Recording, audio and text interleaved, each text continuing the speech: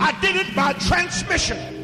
The radio station. You don't know who the radio station is. You ought to. I am the radio station. Dum dum, diddle dum dum. We all know the atomic bomb is very dangerous. Since it may be used against us, we must get ready for it, just as we are ready for many other dangers that are around us all the time. We must be ready for a new danger, the atomic bomb. There is a bright flash, brighter than the sun, brighter than anything you've ever seen. If you are not ready and did not know what to do, it could hurt you in different ways. It is such a big explosion, it can smash in buildings and knock signboards over and break windows all over town. You may be in your schoolyard playing when the signal comes. That signal means to stop whatever you are doing and get to the nearest safe place fast. Always remember, the flash of an atomic bomb can come at any time, no matter where you may be. No, we don't like to think of it becoming a desert wasteland. Prophetic as I've seen it, as I've seen the cities melt before my eyes. I remember the first time I saw it, the city of Indianapolis, Indiana, in a prophetic vision. It's not the American people or the American country, it's landscape that we're opposed to. It's the system, the false system that does not represent the people. We represent the people, so we can sing it. America.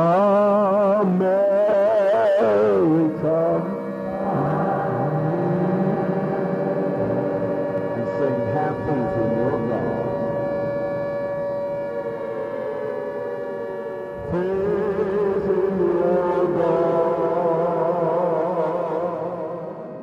Welcome back to Transmissions from Jonestown. This is episode 15, The Nuclear Family.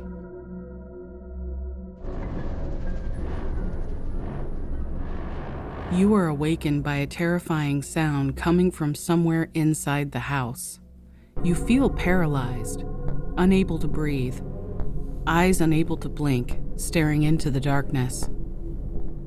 You try to imagine what made the sound. Your mind fills in the details you can't see, shaping and twisting the sound until it begins to take shape. All the terrifying possibilities run through your mind, culminating into the faces of monsters, ghosts, serial killers, and even clowns from outer space. Fear is a rational response, but a rational fear, fear in the absence of immediate danger, fear of the unknown, opens the floodgates of our imagination, unleashing upon ourselves the monsters and demons we let live in our subconscious. Fear is our most powerful emotion, designed by nature to keep us alive. Frightening memories are the most clear and vivid, imprinting our psyche with signs and warnings, a reminder of our mortality and the dangers that exist all around us. As we evolved, we built a world of safety and protection and learned how to overcome our fears. The comforts and technology of the modern age have created a fear deficit. We were originally designed to chemically react to our environment. Human beings now create ways to stimulate our adrenaline reflexes and experience terror. These synthetic catalysts increase our heart rate and fill our mouths with the taste of copper as we climb to the top of a roller coaster or peer out from beneath the covers, eyes tracing the shadows of imaginary boogeymen. For a moment, we feel a thrill and giggle like mad as the roller coaster drops and we return to a place of safety. But what happens to our brains when fear lingers longer than nature intended? How do our brains warn us of danger if we're frightened all the time? Oh, say, can you see by the dawn's early light? All you be standing on your feet like fools. Brainwash, I'm talking about, brainwash. And you can look on your TV if you've been looking, but some people are looking at everything but what the truth ought to be. It'll show tears, great lines of graveyards where our babies, brown and black babies, are dying. They say, what's that got to do with us? Because the same corporations that rule this country, the same megalomaniacs, the same elitists, the same ruling class, Ford, DuPont, Chrysler, General Motors, there is no end. 60 million Americans about to lose their homes. I listen to 15 million people that are starving to death. I didn't hear it from some newspaper. I heard it from the heads of the government of the United States today. I listen to them talk about planned takeovers. I listen to them to talk about it like it was just an ordinary Sunday school picnic. Task force warns nation to get ready for riots and to get ready for martial law and to get ready for concentration camps. Get ready for identification marks to be put on your body and an identification number even necessary tattooed on you. You say, oh, America wouldn't do that. Don't talk to me about what America would not do. My country, 'tis of thee, sweet land of liberty. No, my country, 'tis of thee, terrible land of iniquity. That's what it is. Don't talk to me about a land of the free and the home of the brave until everybody's free. In September 1961, from behind the pulpit, Jim Jones announced that he had an apocalyptic vision. At 3:09 a.m. on the 16th of an unknown month, the United States would be engulfed by nuclear war, and Indianapolis would be the next Hiroshima. Sometimes the bomb might explode without any warning. And that means duck and cover fast, wherever you are. There's no time to look around or wait. When there is a flash, duck and cover, and do it fast. Let's take a walk with former Associate Pastor David Wise. During the years that the People's Temple was formed in Redwood Valley, in Ukiah,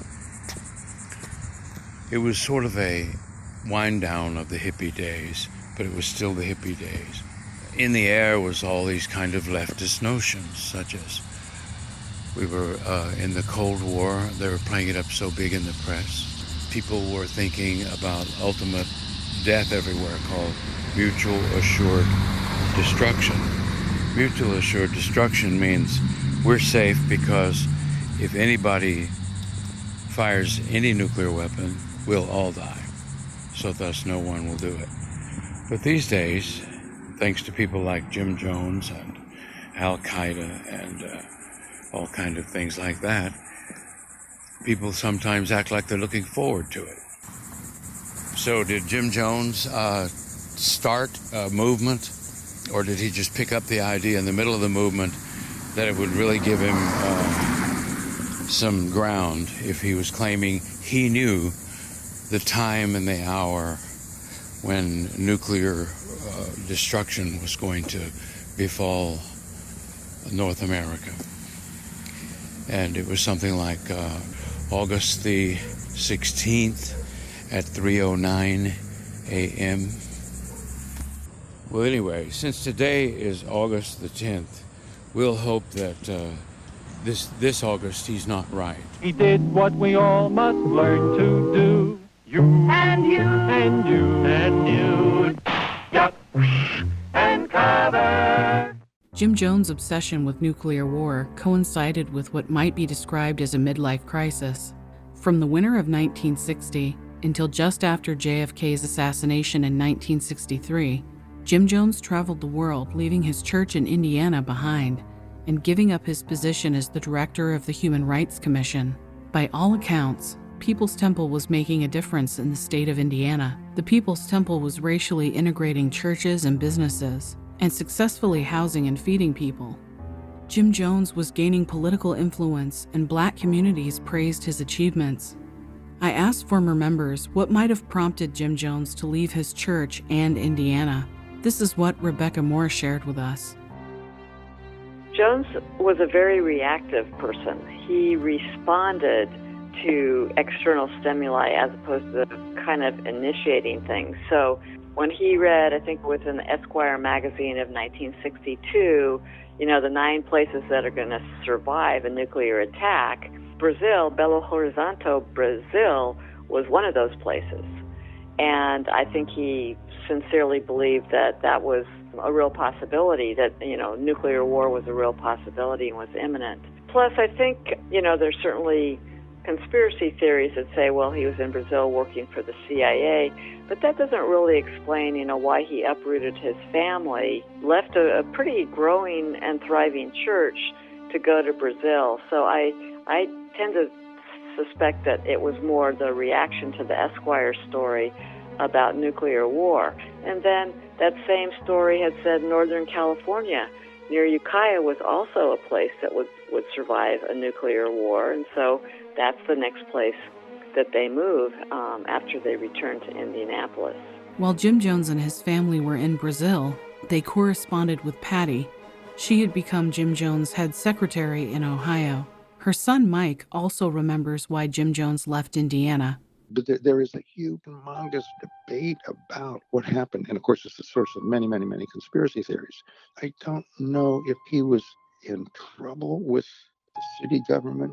I've heard allegations that he had sexually harassed, and I can believe this, one or two of the women who worked in the office. He could have been asked to leave because of that. And I've heard that. I don't have any proof of any of this stuff. You know, he had all these senior citizens' homes, and he was probably he might have been trying to avoid an investigation there. And maybe he had enough money at the time, he just wanted to do some traveling, take the family with him. I had heard from someone that the reason Jim had to give up his position during Indianapolis was because he made one too many passes at some of the female staff members. And he got out. One of the reasons he got out of town was because he's, afraid there's going to be a big newspaper, a series of newspaper articles. But I don't know if there's any truth in that or not. But that's what I've heard. It wouldn't surprise me. Jim Jones first traveled to Cuba less than a year after Fidel Castro had seized power and just months before the Bay of Pigs. In 1979, a year after the tragedy, when biographers began trying to piece together the most confusing chunk of Jim Jones' timeline, a man named Carlos Foster, a Baptist Pentecostal minister, claimed to have met Jim Jones in Havana in the winter of 1960. Carlos claimed that Jim Jones offered him $50,000 a year if he would emigrate to the United States and help relocate other Cuban families to work on farms in rural Indiana. I wouldn't believe that for a minute, because consider Jim's own trajectory. He went from a tiny small town to a bigger town. This was the guy who wanted to move up in life. He married the mayor's daughter. This is a guy who had his eye on big things. He liked the crowds. He liked preaching. I didn't see him setting up a farm at that point. Nobody ever mentioned anything like that. Nothing. No. He never mentioned anything like that. He was pretty much a standard issue evangelical preacher with a more liberal message. That was Jim Jones, and a faith healing capability. I mean, all those are, rooted within the Christian church somehow. So that's who he was. He never, ever talked about living on a farm any place. And the church was too small to make that effective anyway. That's just laughable. Legend has it that Jim Jones had his picture taken with Fidel Castro, but the photograph has never been viewed by anyone I've spoken to. I've heard about that picture. I don't know. I'm just going to say, I don't know if I saw it or I heard about it so much that I kind of envisioned it. Is there such a picture? I don't know. I have yet to see it. Yeah, well, there probably isn't. Jim Jones then traveled to British Guyana just as the country began its transitional period of separation from the British Empire. During this time, until 1966, the powers that be, mainly industrialists and foreign interests, fought over the rights to resources in Guyana. The United States and Britain wanted to keep the bauxite and sugar flowing into their capitalist economy, while the Soviet Union offered to help Guyana develop its infrastructure in exchange for communist alignment. According to investigative journalist Jim Hogan, it was reported in newspapers that Jim Jones was putting on tent revivals in Guyana and warning the local population to beware false prophets and greedy preachers who were using the pulpit to spread communism. Journalist and author of The Raven, Tim Reiterman, also wrote that Jim Jones seemed to want to go on record in Guyana as an anti-communist. Just one of the many contradictions we find during this mysterious era of Jones' life. That's right. Patty, you understand? You two talk to... I'm not interested in all this shit. Somebody back there, they're sick, they want to tell me how to preach. I tell them, go to hell. That's what I tell them. I'm going to tell a few more of you to go to hell, too, if you don't get straight. Because, listen, I've come to give you my life. I've come to save you. This country is rocking and reeling. Right tonight, all your radios are blaring while you're sitting in here. They're blaring with the news that this government is going through crises that it's never gone through in all of its history. And we need Father. I have prepared this land as best I can. This house, the house of Jones. I prepared our food supply in our cave. I prepared clothing and supplies of medical nature. We've got generators. when the electricity's failed. But if you have to leave this land temporarily, all the things we've got up there for the emergency on that 16th at 309 won't do us any good until we get out to save our ass. You're going to have to get out and then be able to come back after the system falls. Jim Jones also traveled to California and Hawaii during this time. There is evidence to suggest that he may have received mental health care in California. Jim Jones himself disputes this as slander spread by enemies of the temple. In Hawaii, he explored the idea of moving his church and family to the splendor of the tropics, but eventually made his way back to Indiana. In January 1962, Jim Jones read an article in Esquire magazine titled "The 9 Best Places to Hide," a survivalist guide to the 9 best places to be during a nuclear war. Belo Horizonte, Brazil was on the list. It's horrifying that people will die in such a gross and painful manner. It's horrifying for us to think of USA being nothing but a desert wasteland of deep caverns and radiation sickness for years so that people will not be able to even walk on the soil of U.S. anywhere. But if you look at all of the equation, the number of people equipped with nuclear arms, you wonder if it will not be the matter of fact. Jim Jones resigned his position as director of the Human Rights Commission and left Indianapolis for Brazil, leaving the church in the hands of Russell Weinberg, an associate pastor Jones had met at the Laurel Street Tabernacle. According to former temple members who corresponded with Jim Jones during his stay in Brazil, the purpose of the trip was to potentially move the church where they would be safe from nuclear fallout. Jones was also attracted to higher poverty levels in Brazil. More poverty presented more opportunity for social outreach. At this point, I'd like to remind the listener that if you have not listened to the first season of Transmissions from Jonestown, now might be a good time to do so. There are many conspiracy theories and odd facts about Jim Jones' time in Brazil that will not be covered in this episode. So we're in Brazil. Bless their little pea-picking hearts. It's good. Let them get that kind of rumor. As long as they're looking in Brazil, they're not looking in the right place. Spoiler alert. We don't really know what Jones was up to in Brazil. What we do know is that the slums of Belo Horizonte were unlike anything Jones had seen in the United States. Throngs of hungry, homeless orphans would crowd outside of his home, while Marcelin served them rice and soup from their veranda. The People's Temple in Indianapolis, in the absence of the prophet with his healing powers and radical sermons, was losing members and donations were dwindling. Jim Jones' longtime confidant and associate pastor Jack Beam traveled with Jim Jones in Brazil. Jack Beam's son, Jack Arnold, did not go to Brazil, but his family did. This is what he can remember. Well, my folks were with him in Brazil. That's when I was on my own when I was 17 because I wouldn't go. At that time in my life, I wanted to pursue my musical career and all of that. I mean, I was hooked on music by then, and I didn't want to leave that to go to Brazil because they went there under the guise that they were doing missionary work. Jack Beam Jr., or Jack Arnold, left home at the age of 17 to pursue a successful music career that he still enjoys to this day.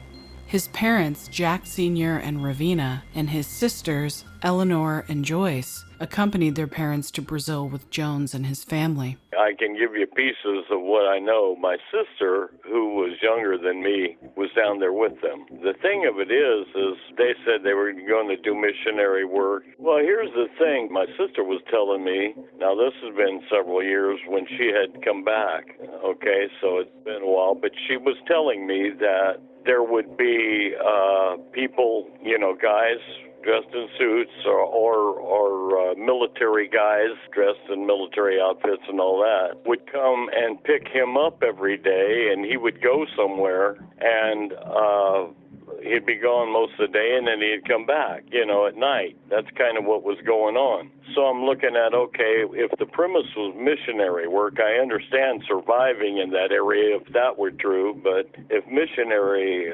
work was the whole guise that you went down there on, he wasn't doing any missionary work. He wasn't doing anything other than hanging out with these guys, you know what I mean, on pretty much on a daily basis.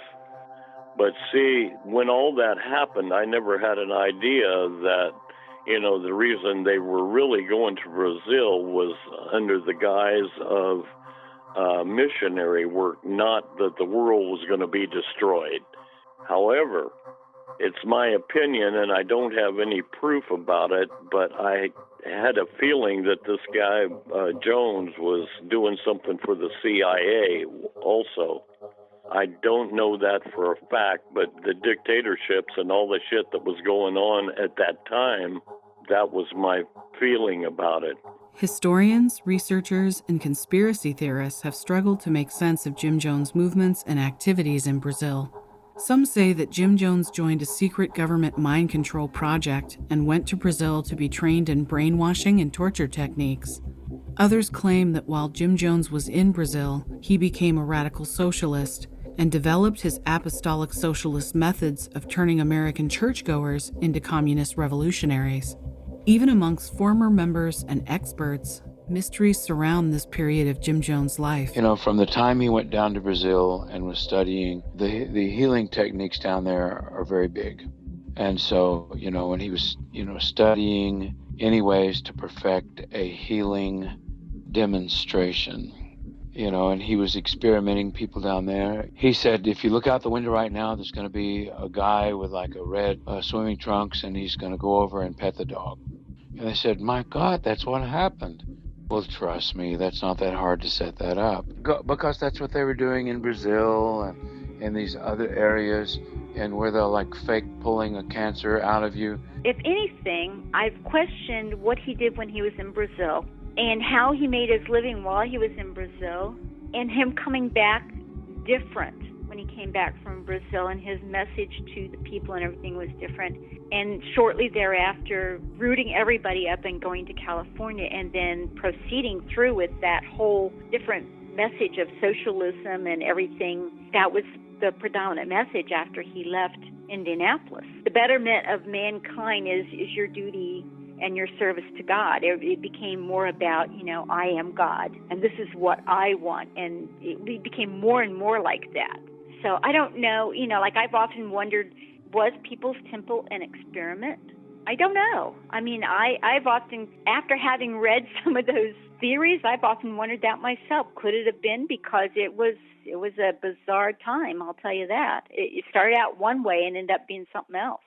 I remember when he came back from there. I don't know any better than anybody else because, like I said, I was pretty young. But over the years, I kind of thought it was, I thought he was learning how to control people there. So he got into that witchcraft and all that junk. It wasn't out in the open, but the man gave you the heebie-jeebies, to put it mildly. The thing that he brought back from Brazil to Indianapolis was the incredible sense of what true poverty is, and how all institutions have failed the poor. And that included the church, and that included his church. And that was the thing that really sort of put him on the path of the church needs to act for God because God isn't doing it. And then the church is God, and then I am God. That's the path. That's the lesson that he brought back from Brazil. He might have even gone down as a contract employee of the government. It's pure speculation. Who knows? But his behavior afterwards and throughout the rest of his life, from the time that he returned, is not one of a government agent. Oh, the Brazil? Oh, you love this one. He had almost the entire congregation there in L.A. weeping.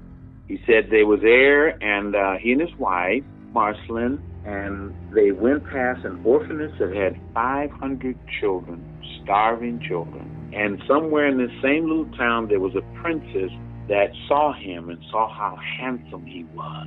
And she tried her best to woo him because she wanted him. And when Marceline found out that she had interest in her husband in a sexual kind of way, she gave him permission to go on and lay with her, and supposedly she paid him $5,000 to feed these hungry orphans in this orphanage. And the way he relayed that story was like it was really heavy on him to do this, to sacrifice himself. And, I mean, people were crying the way he put that story. I mean, the man should have received an Oscar for the way he knew how to manipulate people and just break them down. You know, part of the reason that Jim went to Brazil was to study healing scam techniques. His desire to have power. His desire seemed so blatantly overcompensative. Wearing glasses for Elijah Muhammad mysticism wasn't the only reason that he wore the glasses. He was able to create this man behind the curtain in The Wizard of Oz. He got to be much more authoritative. Many years later, Jim Jones would recount his time in Brazil in a half-hearted attempt to create an outline for his biography. In a document called The Untitled Reminiscences of Jim Jones, he wrote that when he arrived, Brazil appeared to be on a course of social democracy. But as time went by, the rise of the far-right junta was apparent, and it became clear that the CIA was installing a dictatorship. Jones claimed that while in Belo Horizonte, he did humanitarian work with orphans and spent most of his time trying to get food and supplies for them. Jones claimed that when he made a bad investment and funds from the United States were unexpectedly cut off, he became desperate and resorted to selling his body to the ambassador's wife.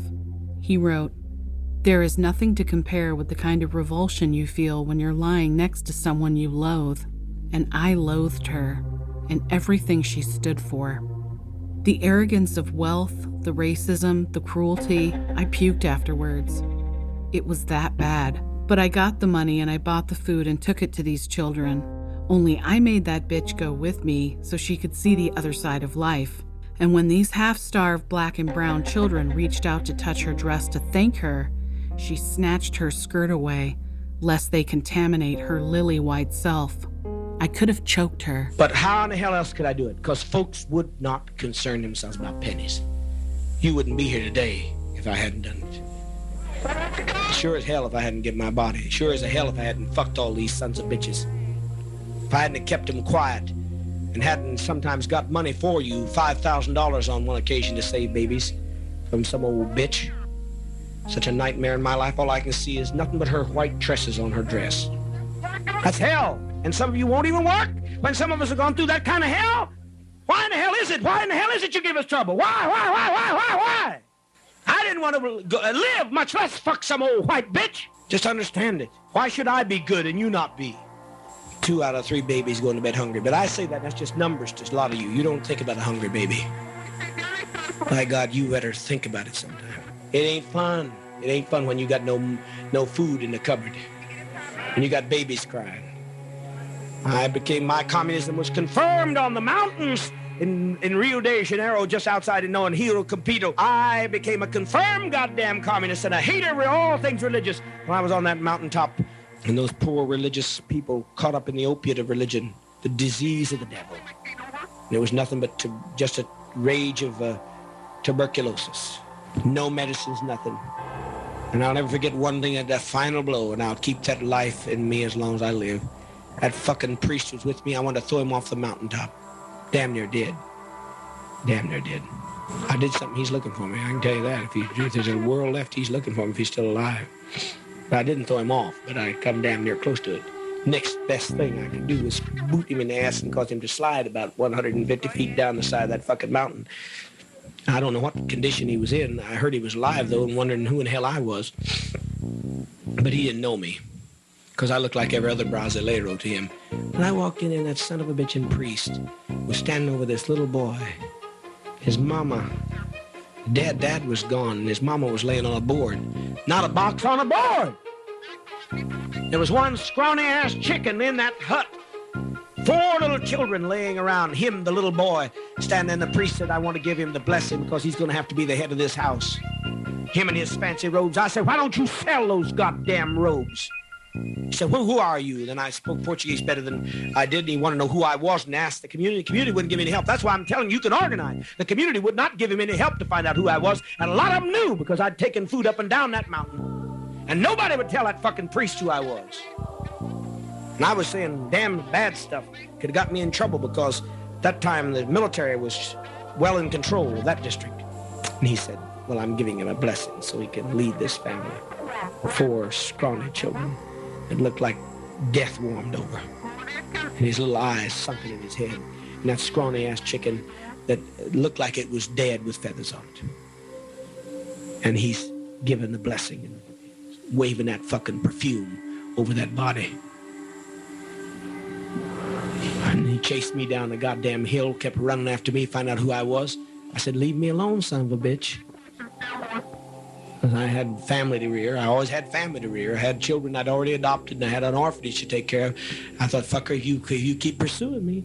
If I knew if he went down a little further, there was some bourgeois that'd help. And I thought, if he goes that way, it's too much. So I let him over the center part. And he followed me, kept going over it, trying to preach to me. He got his ass up my face. I thought, well, the side over there, if I hit him that way, man, he's dead. If I just get him this way and slide him, just kind of boost him, he'll get a few bumps on the way down. But I didn't count on him going as far as he did. 150 is too far. He didn't go that far. But honey, he went a good 75 feet. Jesus Christ. I just pressed him in his damn robes and he slid his ass down there. And he wasn't calling Jesus either when he was going down there. He was screaming like a banshee. Lousy people. And I became a confirmed communist at that point.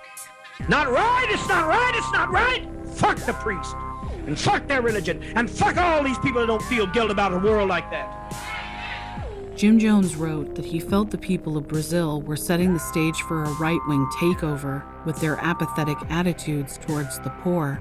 Jones went to the U.S. Embassy and spied, watching Brazilian military leaders come and go in a bustle of activity. The junta was gathering like a dark cloud over Brazil, and a takeover was imminent. Jones determined that Brazil was preparing to use fascist techniques and torture to keep the people in line after the coup. These techniques and methods of coercion would have to be imported from a foreign country, one familiar with right-wing takeovers and brainwashing insurgents with torture, the United States.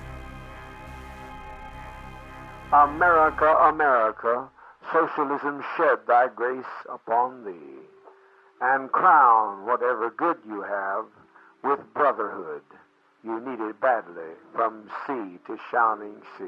Dan Mitrione was a police chief in Indiana from 1956 to 1960. In 1960, Mitrione joined the public safety program of the International Corporation Administration. This program provided U.S. aid and training to civilian police in third world countries. Mitrione's first assignment was in Belo Horizonte, where he's alleged to have trained police in counterinsurgent torture techniques. Jim Jones' relationship to Mitrione is critical to understanding where many theories about Jim Jones working for the CIA come from. No one has ever been able to definitively prove there is a connection between Jim Jones and Dan Mitrione, other than they both lived in Richmond, Indiana at the same time, and they were both in Belo Horizonte, Brazil at the same time. This is what Jim Jones wrote about Dan Mitrione. There was this one guy I knew growing up in Richmond, a cruel, cruel person, even as a kid, a vicious racist. Dan Mitrione. I've heard of his nefarious activities in Belo Horizonte, and I thought, I'll case this man out. I wasn't really inclined to do him in, not me personally, but I certainly was inclined to inform on his activities to everybody on the left. But he wouldn't see me. I saw his family, and they were arrogantly anti-Brazilian. Nasty reactions of his children towards Brazilians, blacks, etc. He was supposed to be a traffic advisor. He was known in Belo Horizonte by everybody to be something other than a mere traffic advisor. There were rumors that he participated in the military even then, doing strange things to dissenters. These military people, police people who had their after-hour vigilantes, people disappeared and were killed, tortured. Mitrione's name would come up frequently. Later he appeared in Uruguay. The Tupameros claimed he was an advisor on torture, and I sure could find that conceivable. although I have no proof of it. Jim mentioned Dan Mitrione to me a couple of times, but it was just kind of in passing, like, yeah, I knew this guy. I mean, Jim didn't make any secret of that connection. Now, Dan Mitrione was a police chief back when Jim was just a kid. Jim was always the kind of guy who wanted to connect to authority, you know? So that was always the kind of person he was, even as a little boy. It's important to remember Jim was incredibly smart, an excellent student, and just movie star good looking. He was very charming. When you were talking to Jim, you felt like you were talking to your best friend, but he knew that he wasn't talking to his best friend.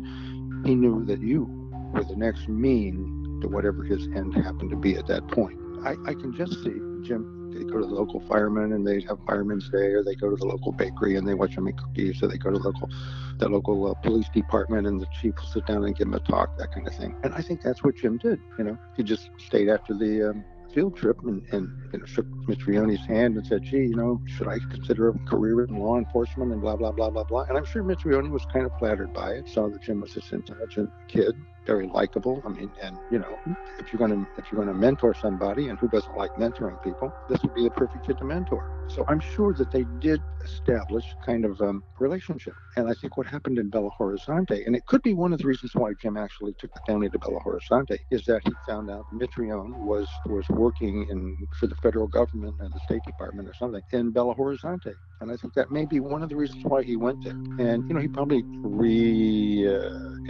or reinvigorated his connection to Mitrione. And, they probably had a meeting or two together. And that was about it. But I know that connection has been the basis of all these conspiracy theories about MK Ultra and CIA sponsorship of People's Temple and all that other shit. For those of you playing along at home, let's take a moment to consider why a connection between Dan Mitrione and Jim Jones would be significant. Dan Mitrione was a known CIA spook, trained in the arts of mind control and torture.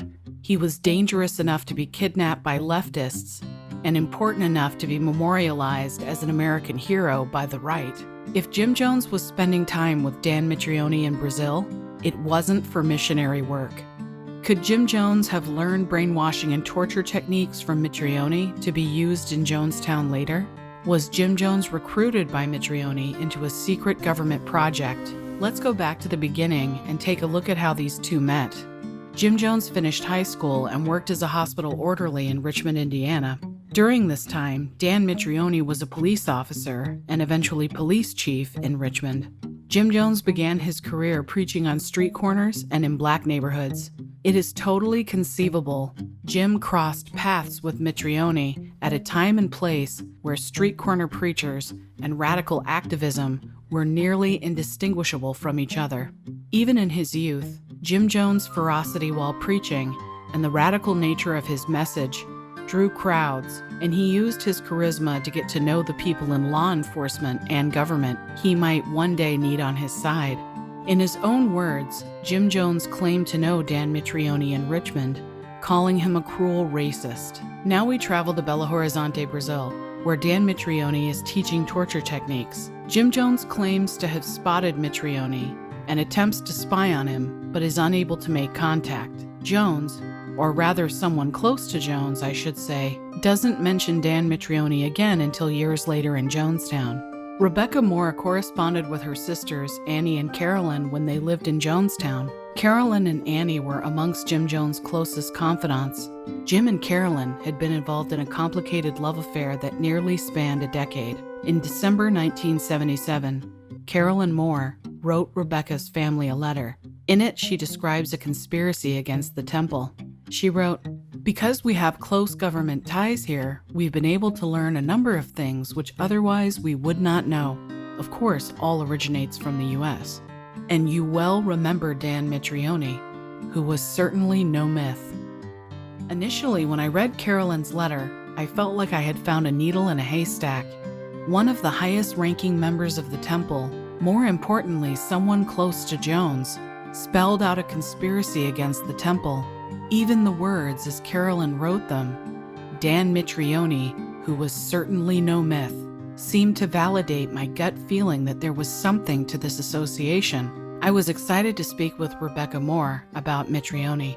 It has been alleged that Jim Jones had a connection to Dan Mitrione, who was a police officer, FBI agent, government advisor to the CIA in South America. And he was definitely known to have a reputation for torturing people. He himself was assassinated in Uruguay in 1970. But he was kind of, and I remember his name, having grown up in the 50s, 60s, and 70s, is he was like definitely a bad guy. He's kind of like the opposite of Che Guevara, right? He's the hero of the left, and Dan Mitrione is the villain of the left. So Mitrione started his career in Indianapolis, and I think that that's where the story of the connection between Jim Jones and Mitrione begins. I have not seen any kind of documentary evidence that they met or had a conversation or that Mitrione recruited Jones or anything that would persuade me that there's anything more to the connection other than they both were in Indianapolis at the same time. But maybe there's something that we haven't uncovered. I don't know. I kept digging, determined to find a connection. Initially, the discovery of Carolyn's letter drove my research and I was excited. But as the excitement subsided and the clues I'd hoped to find in an FBI vault yielded no information, I re-examined the letter. Because we have close government ties here, we've been able to learn of a number of things which otherwise we would not know, of course all originate from the US. And you well remember Dan Mitrione, who was certainly no myth. And you well remember. How could Carolyn's sister Rebecca or her parents remember Mitrione? They had never been members of the temple. The letter goes on to say, Mitrione, who was no myth. Needless to say, Dan Mitrione was a myth to me all these years. But what did that mean to Rebecca and her family in 1977? These questions faded into the back of my mind until one day I was having a conversation about film with David Wise. Dave was sharing memories with me about Jim Jones' favorite films. His very favorite all-time film was Z. And at one time it was lost off the bottom of the bus because he liked to show it to the crowd, to politicize the crowd, make them aware of what's going on. And it was about government being a good man that had taken over office in some South American country, being assassinated. And it was all about the people that were resisting, some kind of rebels that were resisting, see? And I think even taking kidnapping, and get his name right now, but this famous filmmaker made a couple of films that were pretty famous and pretty successful. You saw Z last week. Z means he's alive, or freedom's alive. In Greece, we cannot even use the word Z. The letter Z cannot even be used in Greece. How many saw the film? How many did not see the movie that we had to purchase because it's not freely available? Then we must have another time for you to see it. How many did not see it? It's a movie in very beautiful form, Technicolor, of the actual events that took place in the overthrow of the Greek democracy, where democracy was birthed, where it was cradled, where we found freedom. And our government did it. And those bastards are now in the high echelons of your government. You're getting ready for a coup d'etat. In 1969, Dan Mitrione was kidnapped by the Tupamaros revolutionaries in Uruguay and murdered. Director Costas Gavras directed a film about it in 1972 called State of Siege. Costas Gavras also directed a film called Z, about the murder of a leftist leader followed by a government cover-up. Z is said to have been Jim Jones' favorite film. He often screened Z, adding his personal commentary for people. It is highly likely he was also a fan of State of Siege and knew the story of Dan Mitrione well. You get special bonuses, remember, for those that do well, special candies, pastries, so forth and so on. Thank you very much. Children's program movies begin at 4, the band and entertainment at 6. Much love. And the movie then, a beautiful movie, State of Siege, at about 8. Carolyn's letter now made sense to me. The myth of Dan Mitrione, the enemy of the left, had been made famous by a film, a film that was screened more than once in Jonestown and amongst Jim Jones' top favorites. Had Jim Jones been more than simply acquainted with Dan Mitrione, he likely would have bragged about it. On the flip side, if Jim Jones, the leader of a socialist movement, had at one time been affiliated with Mitrione and his far-right atrocities, Jones would have likely tried to hide this and would have avoided showing others the film. But of course, as with all good unsolved mysteries, there is a third, even more bizarre theory we could entertain. Jim Jones enjoyed these films specifically because they reminded him of his time in Brazil, and maybe even reminded him of his time with Dan Mitrione. We're living in a COINTELPRO, we're living in a parallax view, we're living in Z. Jim Jones claimed he got out of Brazil with his family just in time. When they arrived back in the States, a woman who used to watch their pets wrote Jones and said the military police were looking for him. While in Brazil, Jones claimed he had preached openly about communism and helped resistance fighters. Jones had struggled with his decision to leave Brazil, but after the assassination of John F. Kennedy, he knew the United States was just as vulnerable to a far-right takeover, and his people needed him. During this time away from Indiana, Jones had experienced a fascist takeover, the Cuban Missile Crisis, and the assassination of a United States president. Quien no tenga una mente que se adapte a la idea de una revolución, quien no tenga un corazón que se adapte al esfuerzo y al heroísmo. Good evening, my fellow citizens. This government, as promised, has maintained the closest surveillance of the Soviet military buildup on the island of Cuba. Within the past week, unmistakable evidence has established the fact that a series of offensive missile sites is now in preparation on that imprisoned island. The purpose of these bases can be none other than to provide a nuclear strike capability against the Western Hemisphere. You know how bad sunburn can feel. The atomic bomb flash could burn you worse than a terrible sunburn. In Betty's school, they are talking about the atomic bomb, too. Betty is asking her teacher, how can we tell when the atomic bomb may explode? And her teacher is explaining that there are two kinds of attack, with warning and without any warning.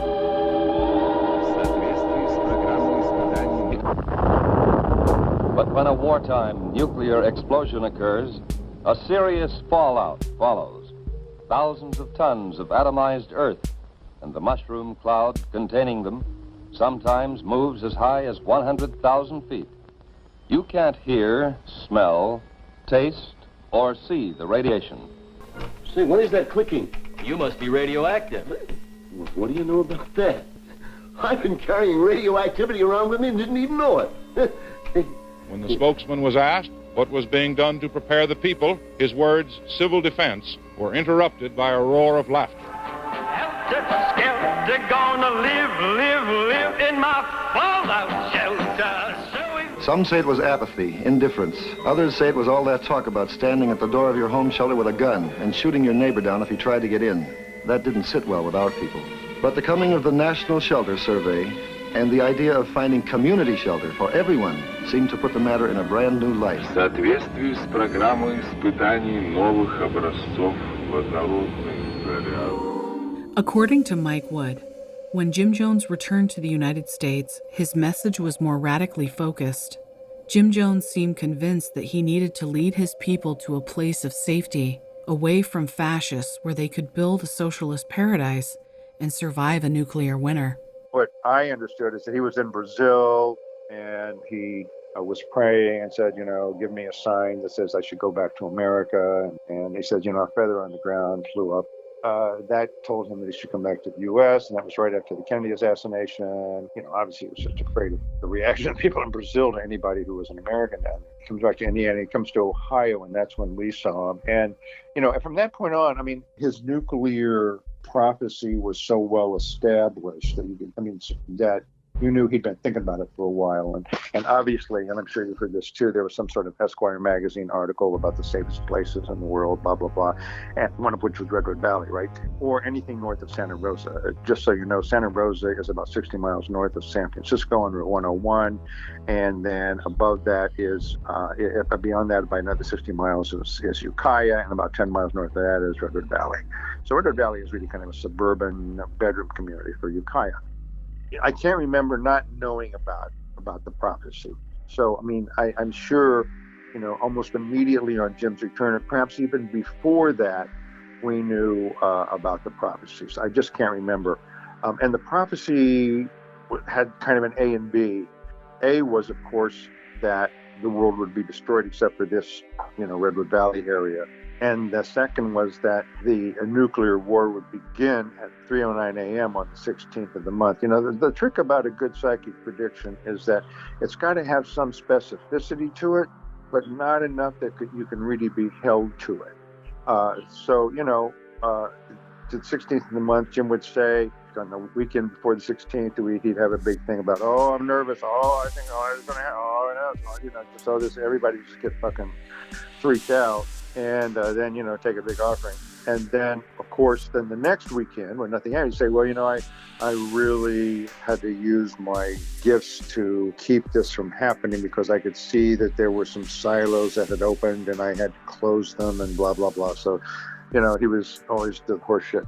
And so anyway, now, kind of a funny thing here. My mother had decided that, well, if we're going to die, we all want to die together. So my dad was working graveyard shift at the Kroger Bakery.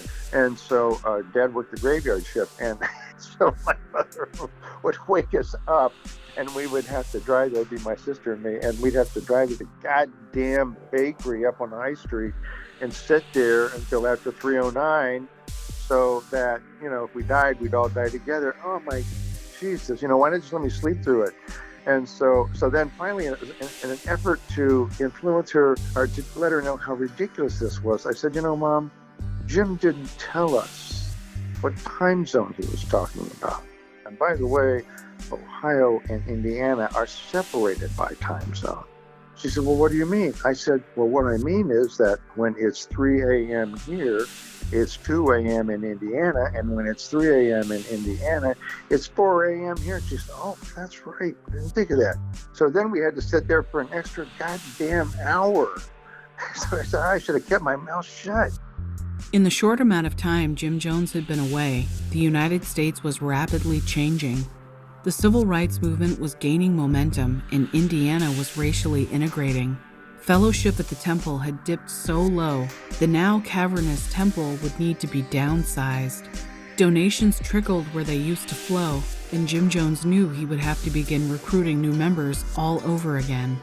While still in Brazil, Jim Jones sent Jack Beam and associate pastor Ross Case to scout out a place near Eureka, California, also listed in the 9 Best Places to Hide article. When they came back, they went to California, and what I understand was there was only like 5 or 6 places in the world that could withstand a nuclear blast, and one of them was Ukiah area because of the mountains and the airflow and all of that kind of stuff, and I think that's why they went there, because he had the whole congregation move from Indianapolis to there.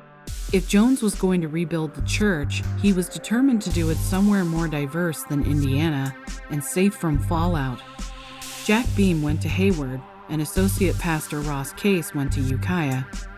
Jim Jones would have liked to have settled closer to San Francisco or Los Angeles for recruitment purposes, but neither would be safe from the mushroom clouds he saw in his dreams. Ukiah was chosen both for the plentiful soil that would allow the temple to potentially grow their own food, and the caves that dotted the hills. Jim Jones convinced approximately 90 of his followers to relocate to California. Now, this was a big deal for us moving out here, and that's the reason that we all moved. And it was important until we started expanding into other areas of the state. That would be in 1968, 1969. And then the other element of the prophecy, there are actually 3 elements, is that not only would Redwood Valley be safe, but there was a cave, the cave, that was going to serve as a home for us in the post-nuclear world.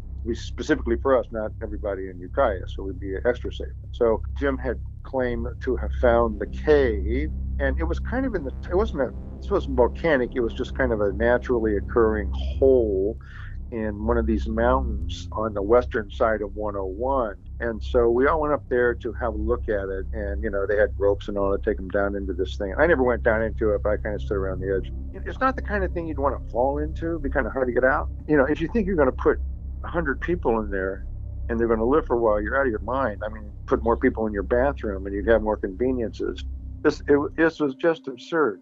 But anyway, so that was what we were talking. And then my role after that, I thought, man, we got to get prepared for this. So I sort of made it my personal mission to do what I could to get people prepared. And since I was the head of the youth group, I trained us as a kind of a paramilitary organization, not to fight a war, but, to get people moved from Ukiah to wherever the hell this safe place was supposed to be.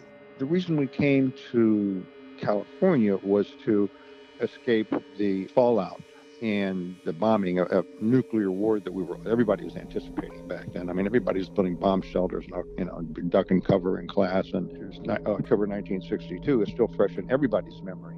Anyway, it did occur to me that if, in fact, we were in this area as a way of being safe from any of the consequences of nuclear war, we would be on our own. We would have to survive in a non-urban environment. Well, how do we do that? And so I thought, well, we need to have, I was the head of the youth group, young people need to be trained as much as possible in survival skills. Every family ought to have a survival kit, like, the suitcase that has, clothing and shoes and rations and things like that in it. So I took it upon myself, with Jim's approval, to go around and make sure we all had those. And there was a book we all read called How to Shit in the Woods. So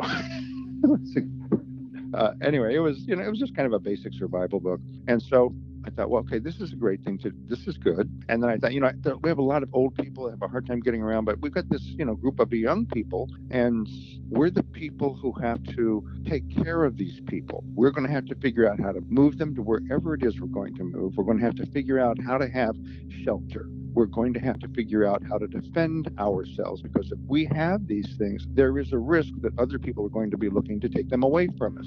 So what does it all mean? What can I do to really help out? And so I thought, well, okay, I'm making sure that everybody's got some clothes and stuff like that, and, we got food and blah, blah, blah. But how do we move people? Do we have a plan for moving the people? How do we defend ourselves? Do we have a plan for knowing ourselves how to live in survivalist conditions, and how to instruct other people on living in survivalist conditions? And finally, what kind of weapons do we need? Those kinds of things. So those are the questions I had in mind. So I just undertook to deal with that. And so the way I did it was to institute survival training in the youth group. So we would go out and have camp outs, and then that would be the general group. And then I had a smaller group of people that I trusted more, and I actually gave them sort of like military training, not in the sense of killing people, but in the sense of how to be organized, how to read maps, how to travel through the woods, how to triangulate, how to look at a map and know where you were on the actual ground, which is not an easy thing to do. We all had specialized equipment, compasses and binoculars and one thing and another, so that we could actually do those things, right, and kind of lead the charge. And then an even smaller group I put together to actually, we had figured out what should we do to protect ourselves. And so we did a survey of all the weapons we had. I went out and bought a couple of more M1 Garands, and we did a little training. Okay, here's a funny story that comes with all that. So I thought, well, what other weapons do we need? I'd always loved archery, so I had a bow, and I went out and bought a crossbow.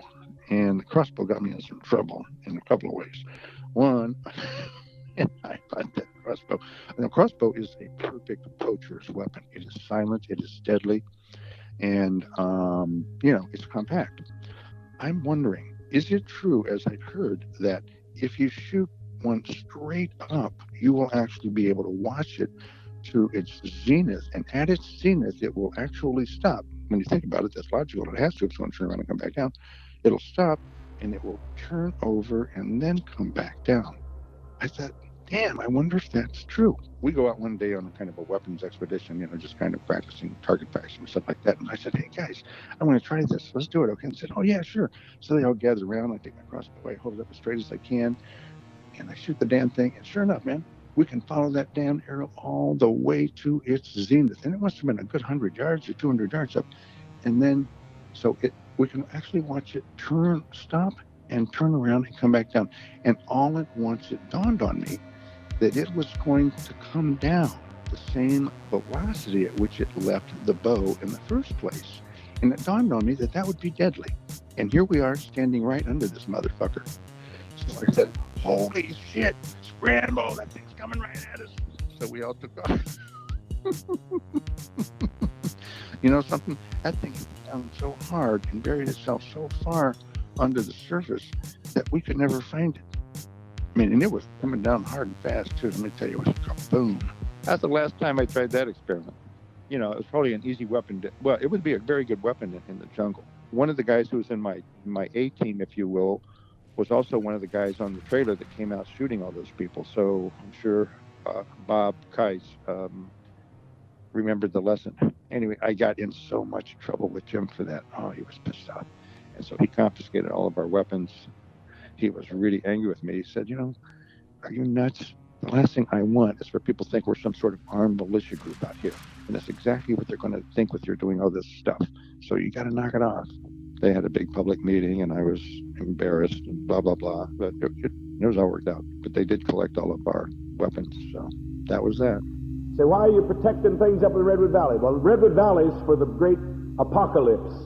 If we have a nuclear holocaust with an earth tremor that will split off all through the San Andreas Fault and drop everything west of the San Andreas Fault into the sea, then we're prepared, because I've got a cavern deep in the mountains that can take care of every one of you. No fallout can get to you. No radiation can get to you.